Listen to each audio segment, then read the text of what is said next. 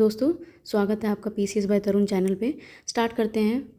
आज मैं हिंदी के साथ साथ हिस्ट्री भी कवर करूँगी। लास्ट टाइम में मैंने एक टेस्ट अपलोड हुआ है जो पॉलिटिक्स साथ हिंदी है, तो आज हम हिस्ट्री के साथ पूरे एंशंट हिस्ट्री के साथ हिंदी करेंगे कंप्लीट, ठीक है, इस टेस्ट में।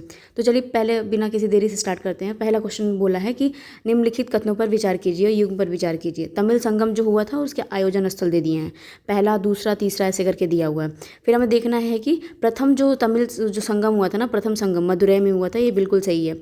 अभी हम वो भी देख लेंगे कि इन्होंने कराया था। दूसरा संगम जो हुआ था कपाटपुरम में, ये भी बिल्कुल सही है। तीसरा संगम हुआ था कांचीपुरम में, ये गलत दिया हुआ है, ये भी मदुरई में हुआ था। कहाँ हुआ था? मदुरई में, ठीक है। तो ये स्टेटमेंट में सिर्फ और सिर्फ दो ही करेक्ट हैं, मतलब option B will be the right answer.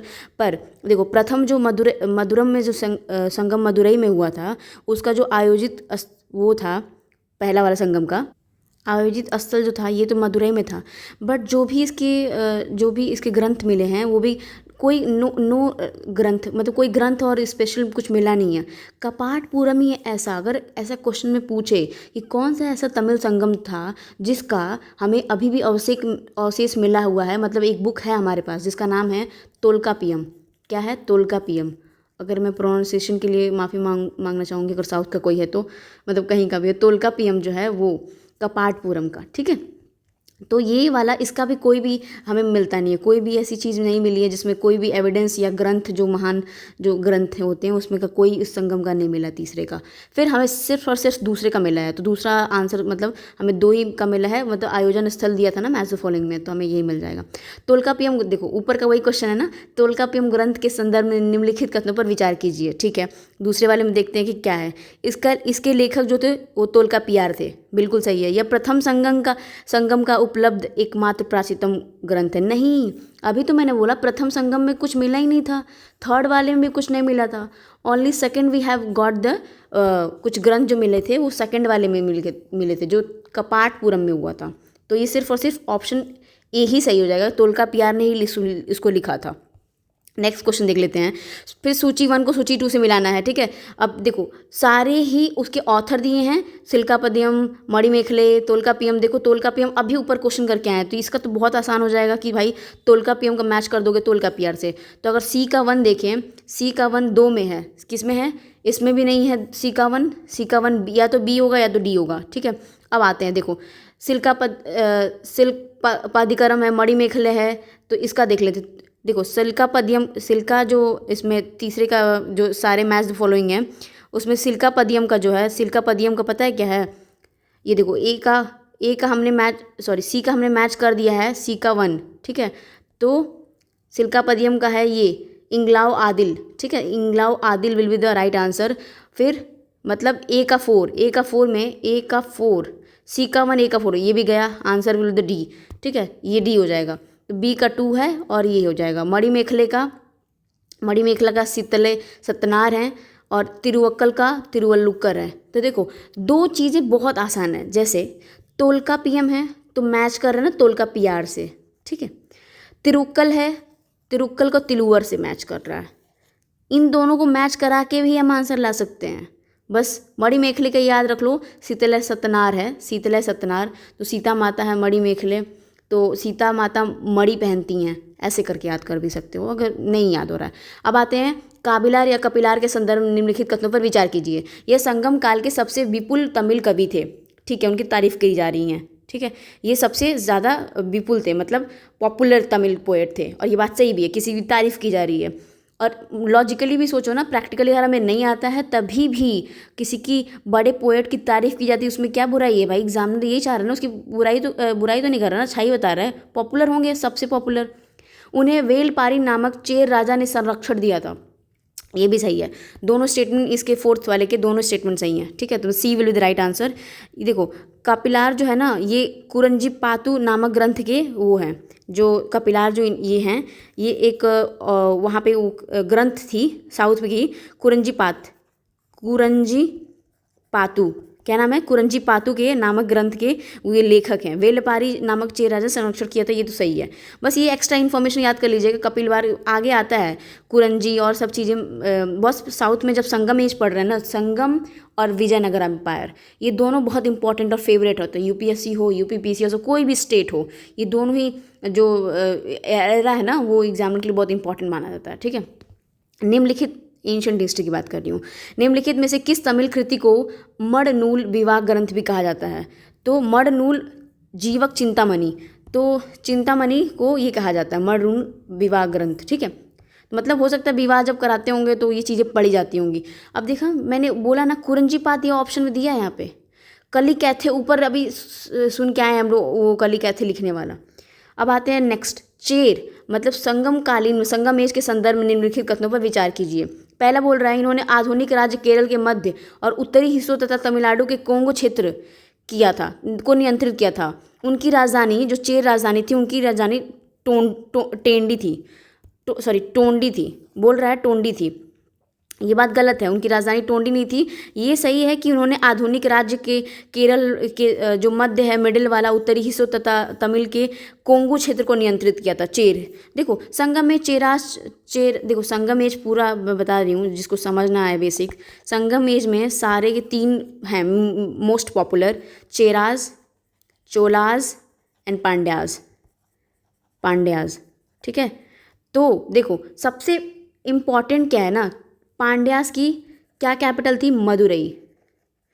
इनका चेंज होता रहा था, चोला का हमेशा चेंज रहा था। ठीक है, कभी फूहर एक फोर्ट भी है इंपॉर्टेंट, बहुत पहले पूछ भी चुका है। फूहर, उदयपुर। चेरास का आप बताइएगा कि क्या था कैपिटल। ठीक है, इनका याद हो गया, कुछ समथिंग था चेरास का। अभी पांड्याज ऑफ ये मदुरई ऐसे याद कर लीजिए, पीएम से याद करिएगा। तो टोंडी इनकी कैपिटल, ये चेर राज्य की जो कैपिटल है वो टोंडी नहीं थी उनका, अभी तो मैंने बता ही दिया। चलो वांजी थी, वांजी था। ठीक है, तो वांजी वॉज द कैपिटल ऑफ ये चेराज का। और उस टाइम जो वांजी था तो वो उसकी राजधानी थी। और इनके टाइम जो पोर्ट इंपॉर्टेंट थे वो नोट कर लीजिए। पोर्ट जो था, अभी मैंने बोला ना, ये टोंडी पोर्ट था। टोंडी वॉज अ पोर्ट। फूहर तो था ही, बस चोलास में फूहर था, मतलब कैपिटल भी उनकी थी। इनके टाइम में मुसीरी थी, मुसीरी ये बहुत पॉपुलर थे। तो मुसीरी और टोंडी दोनों ही पोर्ट बहुत इंपॉर्टेंट थे उस टाइम। किसके टाइम? चेराज के टाइम। अब आते हैं निम्नलिखित कथनों पर फिर से विचार करिए। फिर द मैच द फॉलोइंग दिया है और इनके जो सिंबल्स है ना, जो हमारे राज्य के, जैसे यूपी का भी है या कोई भी उस टाइम राज्य जो चलता था, उनके हर एक का सिंबल था जो रिप्रेजेंट करता था। ठीक है, अब आते हैं, तो ये बोल रहा है चोल का बाघ है, टाइगर है। तो चोलास का ये था, पांड्यास का मछली था। अभी मैंने याद कर, अब देखो PM से ये कैसे याद करते, P से पांड्यास, M से मदुरई, M से मछली याद कर लो, F for not fish, M से मछली याद करो। चेरास का धनुष था, ये ठीक था, चेरास का धनुष था। और इनकी जो कैपिटल थी वांजी थी। ठीक है, चोलास का कैपिटल क्या था? फूहर। मतलब बार बार चेंज हुआ है, उरैयार, फूहर, ये सब चेंज होता रहता था चोलास में। ठीक है, अब आते हैं नेक्स्ट क्वेश्चन पे। तो इसका मतलब आंसर इसका तीनों ही सही है। द 7th का B will the right answer. अब आते हैं फिर पांड्यास। देखो अलग अलग सबके संदर्भ में पूछ चुका है। पांड्यास में फिर संगम एज के संदर्भ में निम्नलिखित कथनों पर विचार कीजिए। ठीक है, यह राज्य भारतीय प्रायद्वीप के सुदूर दक्षिण और दक्षिण पूर्व भाग में था। ये 8th का बोल रहा है कि साउथ का पार्ट था। और ये बात तो सही है ना कि हम अभी बोल रहे हैं ना, साउथ में ही वो संगम एज के बारे में पढ़ते हैं यहाँ पे एरिया पे, चेरास, चोलास एंड पांड्यास का। उन्होंने तमिल संगमों का संरक्षण किया और संगम कविताओं का संकलन की सुविधा प्रदान की। भाई एक बात बताओ, साउथ में रह रहे हो तो कुछ तो कंट्रीब्यूशन किए होगे, कुछ तो अपने ग्रंथों को प्रोटेक्ट किए होगे। ये बहुत कॉमन सेंस की बात है। तो 8th का जब कहीं रहोगे तो कुछ तो राज्य में प्रोटेक्शन करोगे आप, किसी ग्रंथों का उसका बढ़ावा दोगे, उसकी उस टाइम के ट्रेडिशन को, तो दोनों ही सही हो जाएंगे। अब आते हैं 9th पे। संगमकालीन राज्य व्यवस्था और प्रशासन के संदर्भ में निम्नलिखित कथनों पर विचार करिए। 9th में बोल रहा है, इस दौरान वंशानुगत राजतंत्र का प्रचलन था, मतलब हेरिडिटरी मोनार्की का प्रचलन था। राज्य का आय मुख्य स्रोत भूमि राजस्व था। भाई हर जगह तो एंशिएंट टाइम में तो लैंड रेवेन्यू, अभी भी तो लैंड रेवेन्यू, अभी भी लैंड का हर चीज़ का टैक्स हो गया है, तब लैंड रेवेन्यू एक इंपॉर्टेंट फैक्टर था उनके पास। तो दोनों ही सही हो जाएंगे। ठीक है, उस टाइम संगम काल के संदर्भ में फिर से निम्नलिखित कथनों पर विचार करिए। इस काल के समाज में विभिन्न सामाजिक वर्गों का अस्तित्व था, मतलब बहुत सारे सोशल क्लासेस एग्जिस्ट करते थे। कितनी पॉजिटिव बात रखी है इन्होंने। इस काल में दास प्रथा प्रचलित नहीं थी।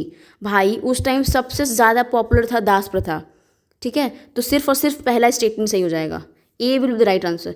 अच्छा एक बात बताओ, तुम कॉमन सेंस लगाना, कभी भी किसी भी एरा में अगर एग्जामिनर बोलेगा कि ये चीज़ नहीं थी, भाई कितनी सारी किताबें लिखी गई हैं, सब एग्जामिनर पढ़ के बैठा हुआ है कि ये चीज़ तो थी ही नहीं। कोई भी किसी भी ऑथर के बुक में आ जाएगा कि हाँ ये चीज़ थी, तो वो गलत प्रूव हो जाएगा। तो इसीलिए एग्जामिनर बहुत रेयर होता है कि ऐसे स्टेटमेंट को राइट करेगा। तो ये हो जाएगा option A will be the right answer. 10th का हो जाएगा ए, सब ए हो जाएगा। 11 देखते हैं नेक्स्ट क्वेश्चन में, फिर से सूची और मिलान कर देना है। अब देखो ऊपर मैंने बोला ना कि वो चीज़ पूछी जाएगी, कुरिंजी और ये सब चीज़ें। देखते हैं, मरुदम बोला जा रहा है। देखो सबसे इजी जो होता है कुरिंची होती है। कुरिंची जो है हिली लैंड को कहते हैं, मतलब जो बाहर की पहाड़ी भूमि होती है कुरिंची कहा जाता है। नील आपने वो ज्योग्राफी में पढ़ी होगी, जो सोलास फॉरेस्ट है ना साउथ में, वो नील कुरिंजी एक पौधा होता है नीले कलर का, और 12 साल में हमेशा आता है वो। तो नील कुरिंजी इससे याद करिएगा बस, पहाड़ी भूमि में होता है। मरुदम अभी मैं याद भी करा दूंगी, टेंशन मत लीजिएगा। मरुदम जो होता है वो कृषि भूमि होती है, एग्रीकल्चरल लैंड। अब देखो ए का टू किस में है? ए का टू सिर्फ बी में है। सोचो अगर आपको एक भी आता है ना ऐसे क्वेश्चंस में तो आप मार ले जाओगे। तो ए का टू, बी का पाले का हो जाएगा रेगिस्तानी भूमि, और सी का हो जाएगा ये समुद्री, सी का 4 हो जाएगा नेथल। अब देखो मरुदम मतलब मेरे में दम है, तो मेरे में दम है, अगर किसी को किस में दम है तो दंगल करने जाएगा। मान लो तुम्हारे में दम है तो दंगल करने जाओगे, तो दंगल कभी पहाड़ी भूमि में थोड़ी ना करेंगे, रेगिस्तानी भूमि में थोड़ी ना करेंगे, पानी में समुद्रवर्ती भूमि में थोड़ी ना करेंगे कहाँ? कृषि भूमि में।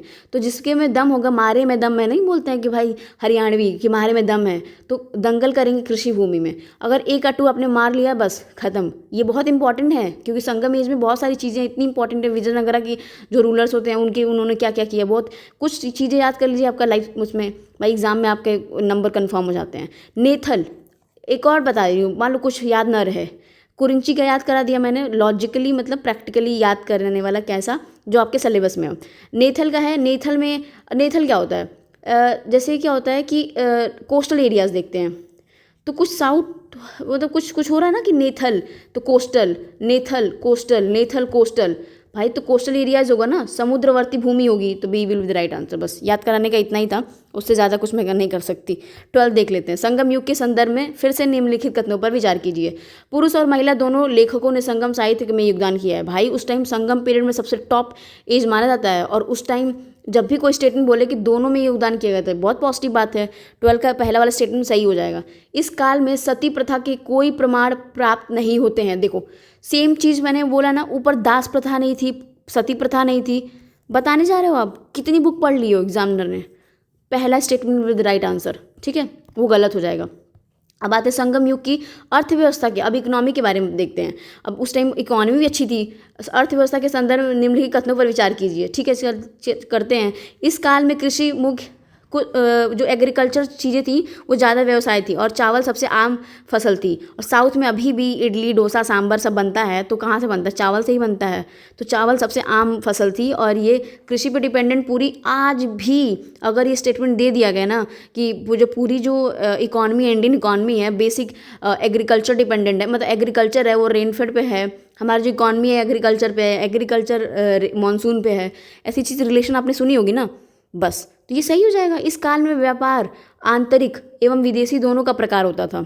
तो बोल रहा है इस काल में मतलब जो भी होता था तो ये ट्रेड होता था इंटरनल और फॉरेन जो होता था तभी भी होता था। हमने सुना नहीं है कि वो रूट्स इतने सारे डेवलप क्यों किए गए थे।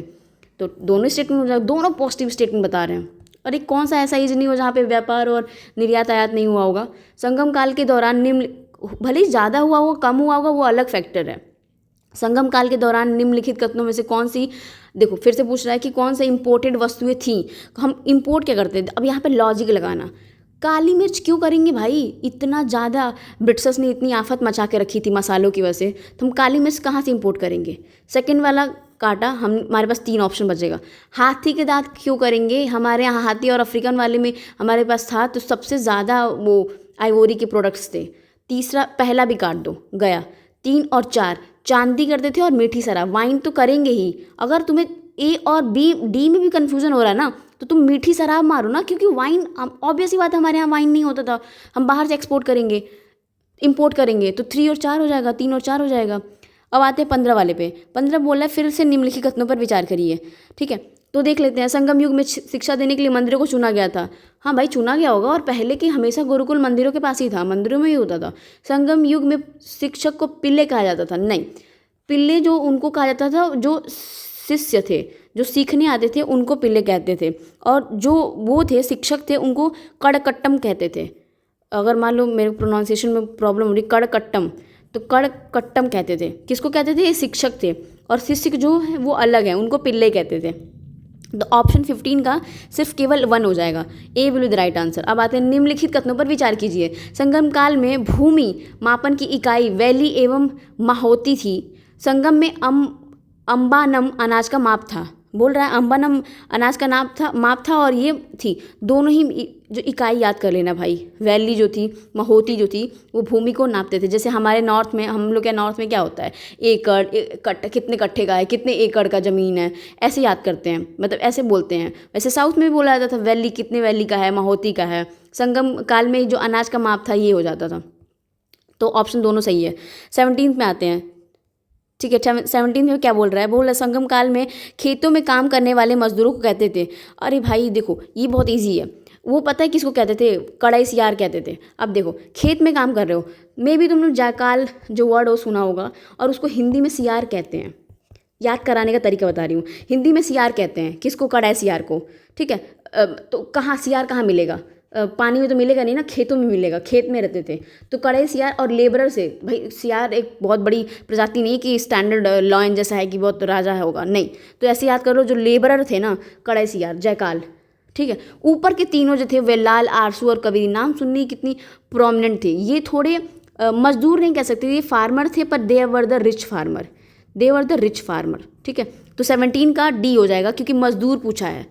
तो 17 का कड़ाई सियार हो जाएगा। अब आते हैं नेक्स्ट क्वेश्चन पे। 18 वाला क्या बोल रहा है? बोल रहा है कि निम्नलिखित कथनों पर विचार कीजिए। संगम काल में राजा के सर्वोच्च न्यायालय या राज्यसभा को मनरम कहते थे। ठीक है, ये तो बात सही है। संगम काल में सेना के सेनापति को नलबे की उपाधि दी जाती थी, ये बात गलत है। नलबे की उपाधि नहीं दी जाती थी, ये है पहला वाला, मनरम कहते थे। और जो नलबे है ना, वो सेनापति को नहीं कहा जाता था। राजा के दरबार में जो काम करते थे ना, वो राजा के दरबार में जो लोग थे वो उनको कहते थे नलबे। और सेनापति जिसको कहा जाता था, वो सेनापति को उसको कहते थे, सेनापति को एनाड़ी। नहीं बोलते ना, तू अनाड़ी मैं खिलाड़ी, तो तू अनाड़ी है तो सेनापति है तू, और मैं खेलने वाला हूँ, ऐसे याद कर लो। ठीक है, तो 18 का सबसे पहला मतलब A will with the right answer, और D will with the right answer, पहला स्टेटमेंट सही है। अब आते फिर से मैच द फॉलोइंग आया है, ऊपर हमने देखी है तमिल संगम थी, तमिल संगम में प्रथम संगम, तीसरा संगम में मदुरई में हुआ था, दूसरा कपाटपुरम में हुआ था, दूसरे संगम में तोलकापियम ही एक ऐसा ग्रंथ है जो हमें मिलता है, बाकी के नहीं मिलते हैं। ये क्वेश्चन पूछा जा सकता है, याद करा दे रही हूँ मैं। नेक्स्ट क्वेश्चन, ये इसमें मैच द फॉलोइंग बोलना है, तो बस बोल रहा है भाई कि प्रथम संगम अगस्त्य ऋषि ने कराया था, अगस्त्य ऋषि ने प्रथम संगम कराया था, तो ये बात तो सही है। दूसरा संगम नक्किर ने कराया था, दूसरा संगम था वो नक्किर ने नहीं कराया था, ये मदुरई के साथ हुआ था ना, ये मदुरई में हुआ था, दूसरा संगम कपाटपुरम में हुआ था, नक्किर ने नहीं कराया था, अगस्त ऋषि ने कराया था। तो स्टेटमेंट गलत है, सेकंड वाला गलत है। तीसरा जो है मदुरई में हुआ था, और जो तीसरा संगम था ना उत्तरी मदुरई में आयोजित किया गया था। इस सभा की जो अध्यक्ष थे ना, प्रेसिडेंट थे, वो शीतलयन सत्यनार नहीं थे, वो तीसरा संगम के भी नक्किर थे। ये जो ऑप्शन दिया है ना, नक्किर ये थे। तो स्टेटमेंट सिर्फ और सिर्फ पहला ही सही था ना, एक ही स्टेटमेंट सही है, ये का स्वैप कर दिया है। नेक्स्ट क्वेश्चन देख लेते हैं। जीवक चिंतामणि के संदर्भ में निम्नलिखित कथनों पर विचार कीजिए। ठीक है, देख लेते हैं। यह तिरुक्कुद्वार द्वारा रचित बौद्ध धर्म का एक ग्रंथ है। बोल रहा है कि ये बौद्ध धर्म का ग्रंथ है, यह संस्कृत भाषा में है। भाई देखो, बौद्ध धर्म का है, संस्कृत भाषा में क्यों होगा?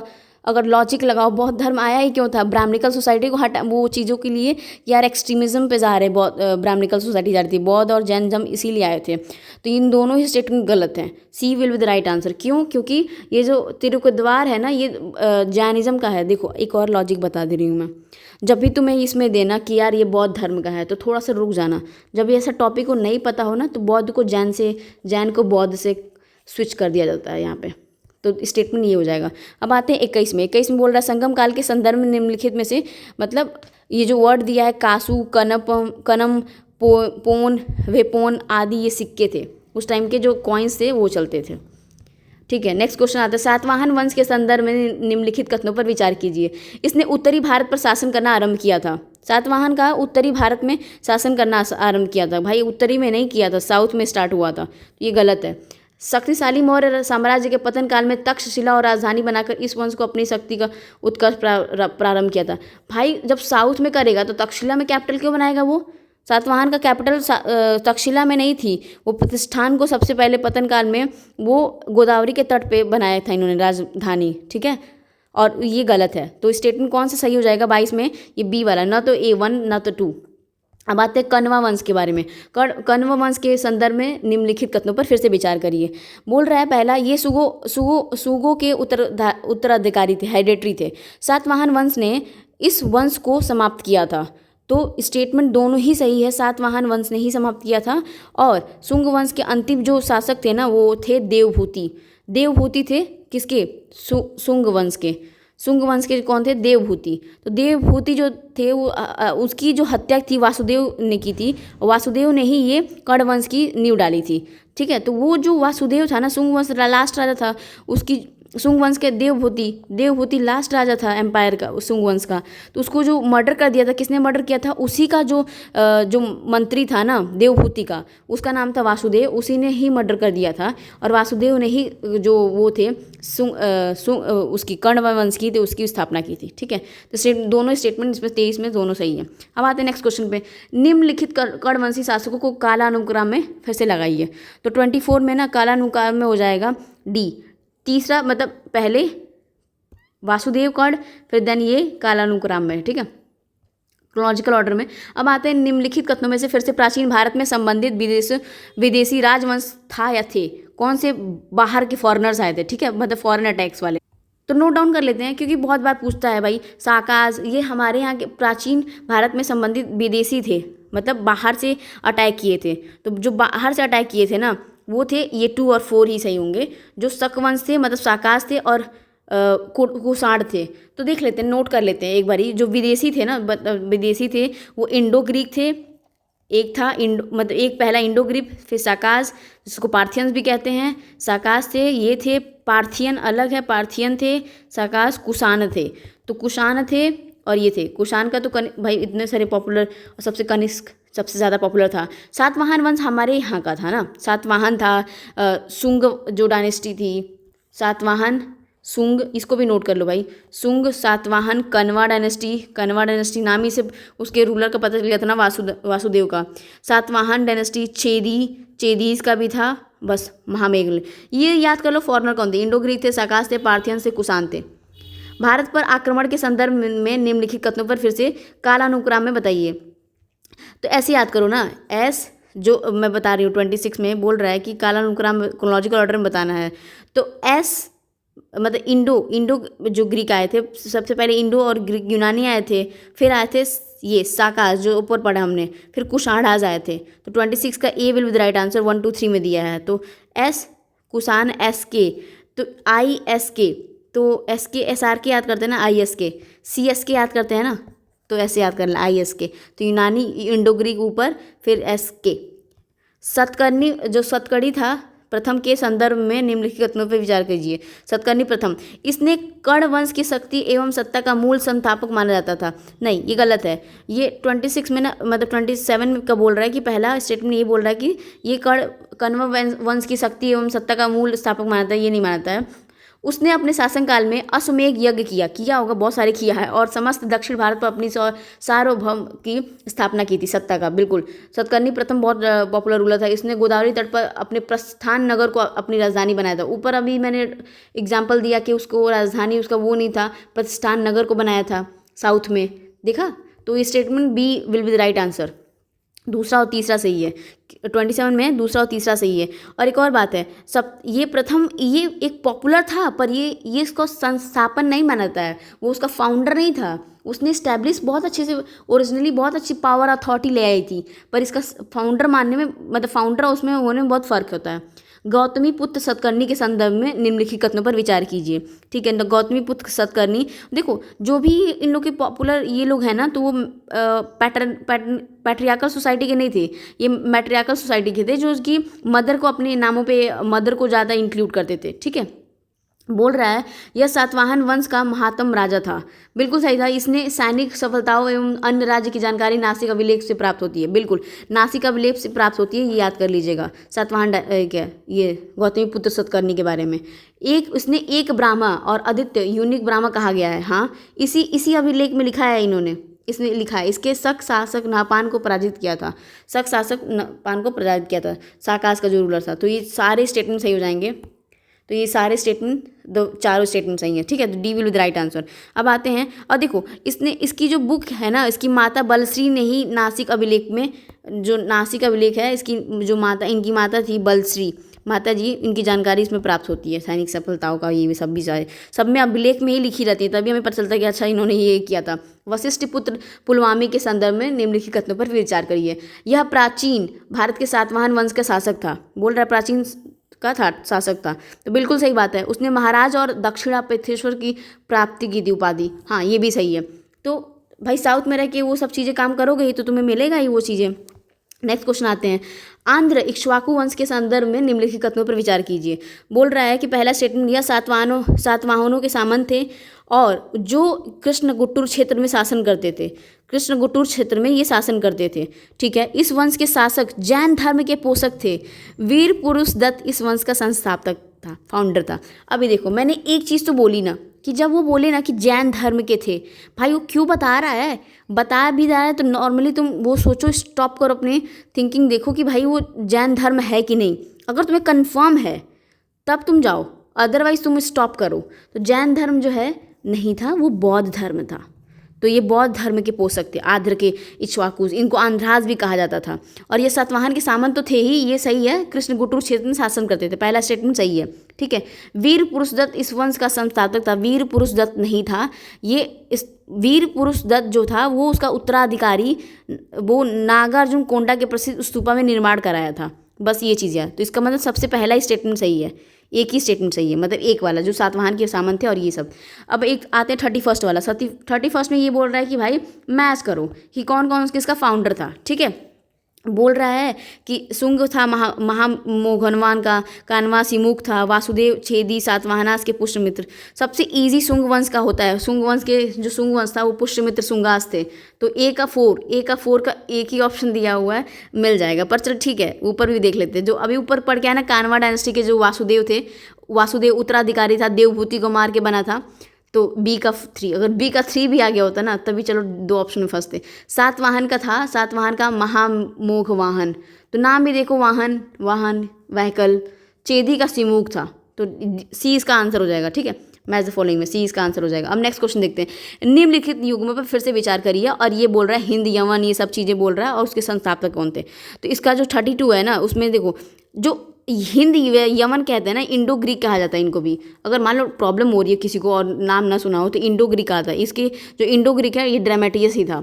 कुषाण वंश का जो था ना, कुषाण वंश का ये मेंडर नहीं था। कुषाण वंश का वो था कड़ीफेस था, कुछ करके खिजूल कड़ीफेस करके था। कदम वंश का जो था ना, मयूर शर्मन था। और गंग वंश का कोकड़ी वर्मा था। तो ये 3 स्टेटमेंट सही होंगे, 3 युग्म सही हैं और वो बाकी सब गलत, एक ही गलत है। फिर आते हैं नीचे, कुछ स्टेटमेंट दिए हैं, मतलब कथन दिया है, उसका कारण दिया है। बोल रहा है प्राचीन भारत में सातवाहन शासकों ने ब्राह्मणों एवं बौद्ध भिक्षुओं को कर मुक्त करके भूमि प्रदान करने की प्रथा स्टार्ट की थी। बिल्कुल, प्राचीन भारत में इस चीज़ें हुई थी और ब्राह्मण्स को बहुत ज़्यादा फ्री लैंड देते थे, कोई टैक्स नहीं वो करते थे और वो ऐसे अपने से ही लैंड देते थे, डोनेट करते थे। महाराष्ट्र के नानाघाट अभिलेख में भूमिदान का प्रथम अभिलेख प्रमाण मिला और ये बात सही है। और दोनों ही एक दूसरे को प्रक्रिया को पूरा कर रहे हैं और व्याख्या भी कर रहे हैं एक दूसरे को। दोनों स्टेटमेंट भी सही हैं और व्याख्या भी कर रहे हैं। अब आते हैं 34 पे। बोल रहा है निम्नलिखित कथनों पर विचार करिए। कुषाण वंश के प्रारंभिक इतिहास की जानकारी के लिए हमें मुख्यतः चीनी स्रोतों पर निर्भर रहना पड़ता है। कुषाण शासकों ने ही प्रथम भारत में स्वर्ण सिक्के प्रचलित कराए थे। ये सबसे फेमस चीज़ है कि जो जो गोल्डन कॉइन्स है ना, किसने चलवाए थे, तो कुषाण राज्य ने कराए थे। बट ये था कि उतनी ज़्यादा हमें जानकारी, इनिशियली जानकारी है, चीनी स्रोतों पर निर्भर होना पड़ता है, क्योंकि हमारे पास उतने ग्रंथ नहीं है उस चीज़ों को ग्रैप्स करने के लिए। ठीक है, तो ये सही है। चीनी ग्रंथों में वो भी बहुत सारे वो हांशु और ये सब बहुत सारी है, उतना मुझे याद भी नहीं है। अब आते हैं नेक्स्ट क्वेश्चन पे 35। बिम कड़फिसस के संदर्भ में निम्नलिखित कथनों पर विचार कीजिए। वह कुजूल कड़फिसस का उत्तराधिकारी था। बोल रहा है वो कजूल जो ऊपर अभी कड़फिसस जो है उत्तराधिकारी था। उसने सिक्कों से यह ज्ञात होता है कि वह शैव मत का अनुयायी था, मतलब वो शैविज्म का फॉलोअर था। उसमें सिक्कों में मेंशन था, ये बिल्कुल सही है। उसके सिक्कों में ना शिव जी के होता है ना मूर्ति कला जो होती है, वो चीज़ मेंशन थी। अब आते हैं नेक्स्ट क्वेश्चन में। कनिष्क के संदर्भ में निम्नलिखित कथनों पर विचार करिए। ठीक है, वह शक वंश का महात्म शासक था कनिष्क। और कनिष्क में सबसे मेन चीज़ थी कि वो था महान शासक ही था। अब इसके साम्राज्य में अफगानिस्तान, सिंध, बैक्टीरिया तथा पार्थिया के क्षेत्र सम्मिलित थे। इसी ने 78वें ईस्वी में शक संवत का आरंभ किया था। शक संवत का नहीं किया था, इसने आरंभ किया था। उसने कश्मीर में ये तो स्टेटमेंट सही है। फोर्थ जो कमेटी बैठी थी, मतलब जो क्या कहते हैं उसे, बौद्धिज्म का 4 बैठा था ना कमेटी, तो अलग अलग प्लेस पे हुआ था, तो उसको देख लेते हैं। बॉस ये जो कश्मीर में जो साम्राज्य इन्होंने बैठाया था, द्वितीय अशोक भी कहा जाता है इसे। क्या कहते हैं, सेकेंड अशोका कहा जाता है इसको, सेकेंड अशोका कहा जाता है। और ये शक संवत जो स्टार्ट कराया था, ये विक्रम संवत भी एक अंग्रेजी कैलेंडर के एक विक्रम संवत है, एक शक संवत है। शक संवत भी स्टार्ट कराया गया था, ठीक है, और इसी टाइम में कराया गया था। तो यहाँ पे एक वर्ड प्ले हुआ है। ये कनिष्क का शक वंश का महात्म शासक नहीं था, वो कुषाण वंश का था।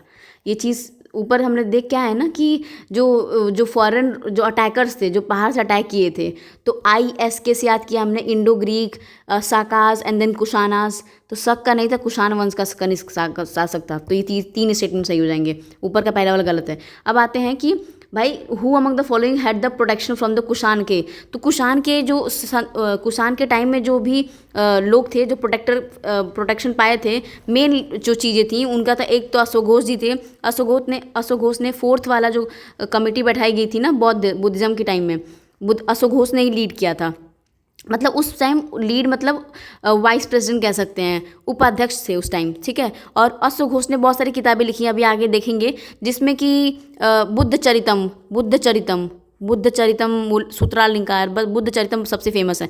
नागार्जुन जो है ना, नागार्जुन जो है वो एक दार्शनिक और थे, वैज्ञानिक थे, और ये भी उसमें थे।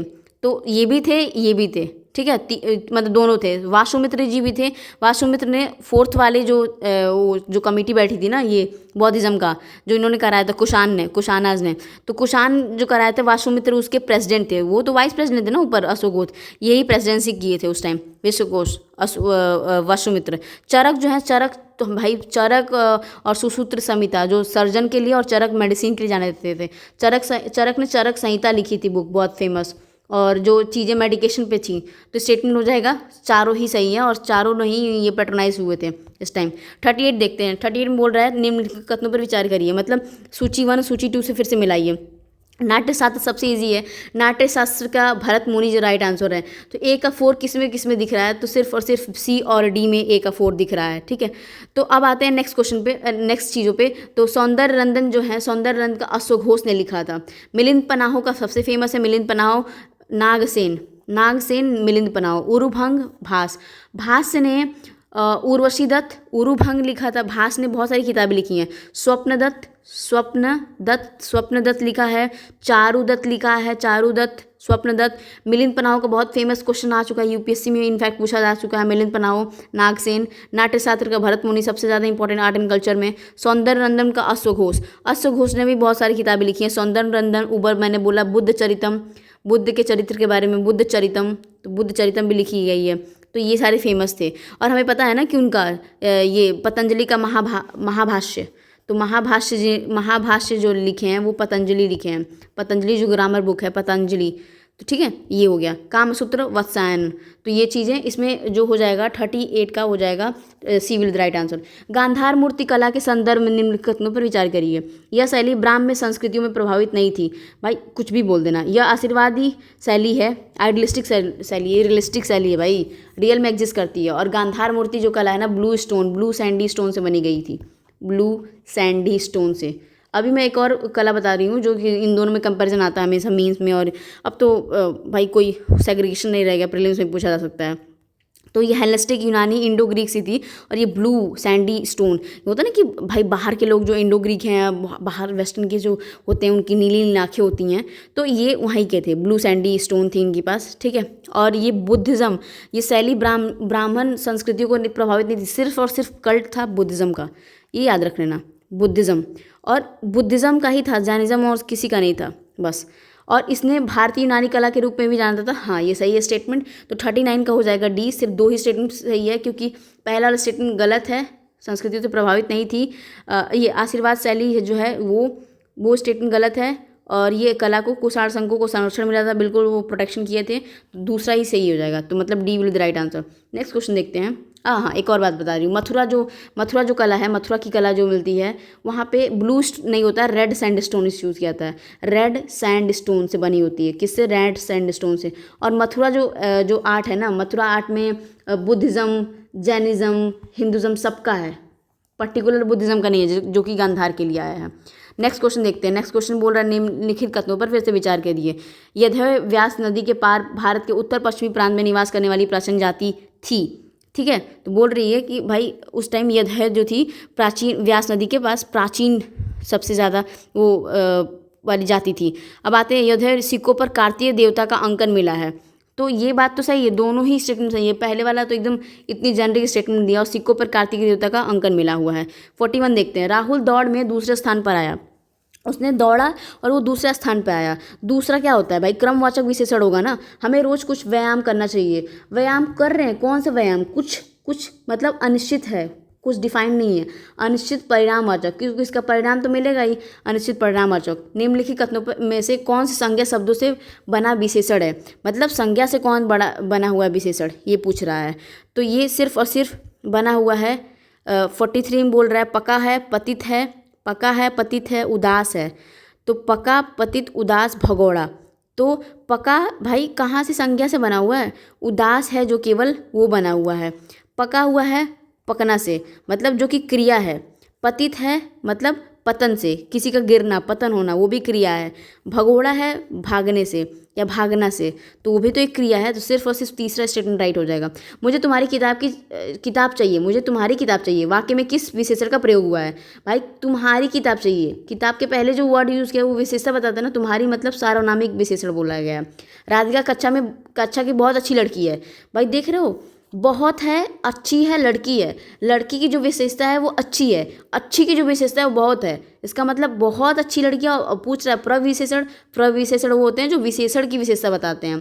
तो बहुत हो जाएगा, सॉरी 45 में बहुत हो जाएगा, बहुत वाला। अब आते हैं नेक्स्ट क्वेश्चन। प्रस्तुत शब्द में जो हेतु है, विशेष पद कौन सा है? 46 बोल रहा है कि विशेष कौन सा है, तो सिर्फ केवल 1 हो जाएगा, क्योंकि प्रस्ताव वही प्रस्तुत का बना हुआ है और प्रस्तुत प्रस्तावित है, ठीक है। तो ये हो जाएगा विशेष से।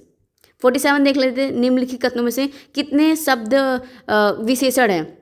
कौन सा विशेषण है? तो सिर्फ और सिर्फ मतलब 2 ही हैं, और इसमें देख लेते हैं। जो पल्लव होगा वो विशेष, मतलब विशेष से है पल्लव, उससे बनेगा विशेषित पल्लवित। क्या बनेगा? पल्लवित। पूर्व का पूर्वी है, तो ये तो है विशेषण, पूर्वी विशेषण है।